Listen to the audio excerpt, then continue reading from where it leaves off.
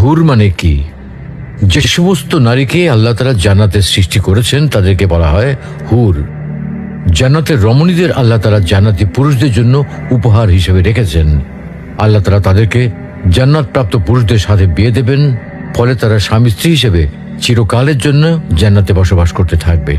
মহান আল্লাহ বলেন, كذلك وزوجناهم بحور عين আর আমি তাদেরকে বড় চোখ বিশিষ্ট হুরদের সাথে বিয়ে দেব। জান্নাতের হুর হবে চিরকুমারী ও সমবয়সের প্রেম সোহাগিনী। জান্নাতে একজন হুর যদি দুনিয়ায় একবার দৃষ্টি দিত, তাহলে আকাশ ও জমিনের মধ্যবর্তী স্থান সুবাসে ভরে যেত। পূর্ব পশ্চিম প্রান্তকে তথা সমগ্র পৃথিবীটাকে সুসজ্জিত করে দিত। প্রতিটি চোখ সব জিনিস থেকে দৃষ্টি ফিরিয়ে তার দিকে চেয়ে থাকত এবং সৃষ্টিকুল আল্লাহর প্রশংসা ও বড়ত্ব বর্ণনা করত। জান্নাতি পুরুষেরা যখনই তাদের